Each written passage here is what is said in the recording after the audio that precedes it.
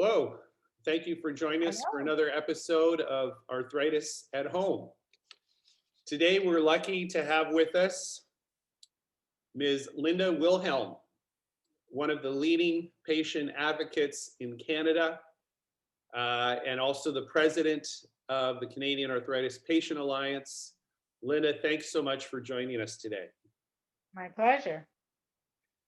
We're going to talk today about total joint replacement. And earlier this year, ACE ran a series on TJR, and we focused on hip and knees, the most common form or types of joint replacement surgery.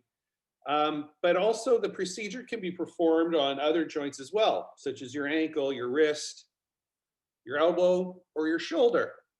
And Lynn and I, we were on a conversation. We were on a Zoom call, I think, a few weeks ago. We talked about your experience with shoulder replacement surgery, and we thought it'd be a good topic to share with our viewers at Arthritis at Home. So that's going to be our focus today. So are you ready to go, Linda? I'm ready to go. Excellent. I think just as at the outset, there's sort of three main goals for joint surgery, and that's obviously to reduce pain, to prevent joint damage, and to improve a patient's ability to function day to day. So overall, a quality of life issue. I guess what we're first interested in, Linda, is what the decision-making process was for you. I was diagnosed with rheumatoid arthritis in 1983, so I'm one of the veterans. My disease was pretty aggressive and not well managed until biologics kind of changed my life. That was about 2000. So I then in the year just after getting access to a biologic and starting to get back on my feet again out of a wheelchair, they began to rebuild my lower body. So they replaced my hips and my knees and my ankle and got me walking again. And I thought, okay, that's going to be great. If I can just walk again with relatively little pain, I'm going to be a happy person. But then after they fixed the lower half, then the pain from the upper half, as often happens with RA, started to become a bit more pronounced. So at that point, I called my surgeon and said, I was having a lot of trouble with my shoulders. I was getting not sleeping well because when you lay down on your shoulder, it's hard to lay down and get comfortable. The pain is always there. There isn't a comfortable position. So I thought, well, maybe I will think about getting the upper half done, at least start with the shoulders. So I contacted my surgeon, and because he had done the lower half of my body, he actually sent me to his friend who actually subspecialized in shoulder and upper body surgery. So I went to see him, and within 6 months, we decided that the shoulder could be replaced. So I started with one shoulder, and I wasn't really sure what my expectations were. I really wanted less pain. I wanted to be able to sleep at night and have less pain. And that certainly was a huge success. I had, after the surgery healed and I got, some rehab, the pain was gone and I could sleep again. I was a little more disappointed in the function. I thought I might get a little bit more range of motion, and I worked at it, and I did get, enough that I can pull my arms above my head. I can reach, to a certain level of cupboards. I can never get to the highest cupboard. And I certainly can, there's restrictions with getting in, doing some household things like, reaching into a washing machine and dryers. Is just that limitation isn't quite, it isn't quite there. But then I think if I had gone on like I had been going on, and with that damage, I probably would have reduced function as time went on anyway. Earlier, you spoke about the decision because you were being recommended that both shoulders were going to be replaced. Your decision to have one done and then go in for another surgery for the other instead of getting them both done at the same time. Tell us a little bit about the thought process behind that. Well, it was partly because I knew that I'd have to be the one arm would be incapacitated for a while, that they didn't want you to use it. I didn't want to be helpless. I wanted to be able to feed myself and brush my teeth. And I wanted, as much as I have a lot of joint damage in my hands and they don't function 100%, I manage, and I didn't want to be completely helpless. I wanted to have at least one arm that I could use for what I needed to use it for. And to me, to have both sides, just I didn't think I could do that. And a reminder to viewers that you are based in the East Coast in New Brunswick. What was the wait time experience like for shoulder surgery compared to your experience with hip and knee?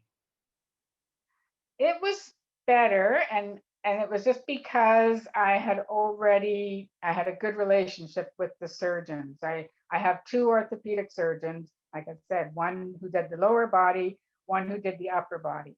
When I went for my first surgery, I waited a year to get in to see the first surgery I had was a hip. And I was in absolute agony. And I waited and waited. I'd call the office. I'd be in tears, crying. And then finally, I called the office one day, and the orthopedic surgeon was his wife answered the phone, and she was an orthopedic nurse. And I was on the phone. I was in tears. I was in so much pain. She was actually packing up the orthopedic surgeon's office to move him to Fredericton. And so she booked me in to see him the next day before he left. And then I just followed him to Fredericton. He was actually the guy that did the upper body surgeries. He sent me to his friend who did the lower body surgeries. And then I ended up going back to the guy for the shoulder, the other surgeon, after I had done the lower body. So it was a unique process, but I had a very good relationship with both of these surgeons. So after that first initial wait of a year, I never had to wait for surgery longer than a couple months after that. We know when we did our earlier work around hip and knee, and shoulder would be the same, that the period of pre-habilitation, if you will, before surgery, the education and exercise that patients can do can be a great barrier or tool for success in terms of the outcome for the surgery. What were some of the education and exercise components around the shoulder surgery that you found useful and maybe different than hip and knee? Well, and that was interesting because pre-surgery here in 2003, when I had my surgeries done, there was no free education. They gave you nothing. It was interesting because about, I guess, 2006, 2007, after the surgeries, after the Arthritis Summit for Standards of Care, where we set benchmarks for hips and knees with the Arthritis Alliance of Canada, I talked to my surgeon. I said, "How come we don't have any education here in New Brunswick for hip hip replacement surgery or for joint replacement surgery?" And so I ended up working with him, and we did a joint presentation to a standing committee on health on the need for pre-education, prehab, what you might as well call, for joint replacement surgery. And there is now joint replacement surgery prehab in New Brunswick, so patients now receive the education practice. I would just recommend that you keep working it, that you after surgery, they give you, it's like a pulley system to help your arm, and it has weights in it that you pull up and down. And for the first month, they don't want you doing anything after surgery. But I would suggest patients thinking about it, get that pulley system functioning before surgery so that they can work with some weights and keep the strength and keep the muscles in their upper arms strong, because I think that would be key to maybe a better function after surgery. Maybe tell us a little bit more about rehab and post-rehab shoulder experience compared to hip and knees. So it's interesting because hip and knees, they get you going like the same day or the next day. You're working, Right. and for knees, it's a tough go sometimes to get your range back and to get working. With shoulders, it was really different because they don't want you. They have you come out of surgery and they have you in a splint, and they don't really want you moving your shoulder at all for the first little while. So you have like just very basic, what your shoulder would normally range at. They don't even want you working it or using it. So you just kind of hold it close for a while till it heals, and then you gradually start getting some of that that motion back. And it was a month, I think, before I started working with a pulley to start lifting the shoulder back up and down.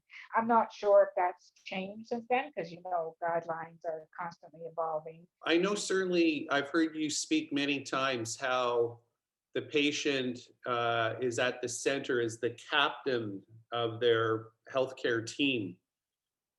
When it comes to shoulder replacement surgery and other joint replacement surgeries, there are a number of members of the healthcare team that you're going to be working with, engaging with.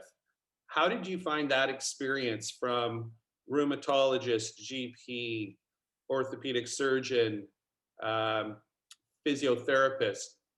Yeah. How did you find that experience, and what could you recommend to patients in terms of being in charge of their healthcare team? Yeah, interesting. My rheumatologist didn't have much involvement. I mean, he visited me when I was in the hospital, but I thought he didn't have much involvement in the surgery itself or the pre or post. I was orthopedic surgeons and physiotherapists. The physiotherapists are just invaluable, and if somebody does not have access to one, before and after surgery, I would say that be my number one recommendation. I have a good relationship with my orthopedic surgeon, and that's why they let me direct it. Of course, I've had 14 total joint replacements or fusions, so they know that I know what I'm doing. And by about the sixth one, they said, "Okay, whatever you say is, just we'll do whatever you want." So the one thing I did in New Brunswick, we have a really good extramural hospital system.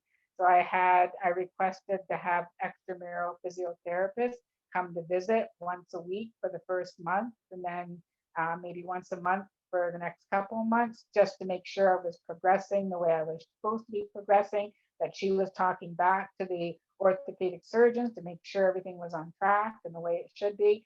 And I think that made a huge difference in my ultimate success.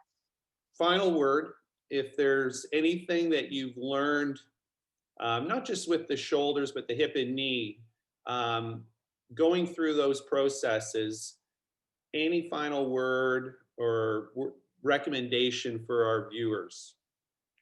For me, it's to listen to the physiotherapist that sees you when you're in the hospital because they know their stuff. Without the ones that I had throughout every surgery, I don't know that I would have had the greatest result. And I wanted to have the best result possible if I was going to go through this surgery. Work hard. I know it. I know it hurts. I know that it's hard work after surgery to do the exercises, and it's painful, but you need to do that to get the best function. You want to have the best result you can get, and it's well worth it. I mean, now I'm still mobile. I'm still, even with the hip or knees replacement, I'm going on 20 years with the one hip, and there's a less than a like 0.1 millimeter of wear. So I'm probably going to get another 20 years out of it, even though they say they only last 20 years.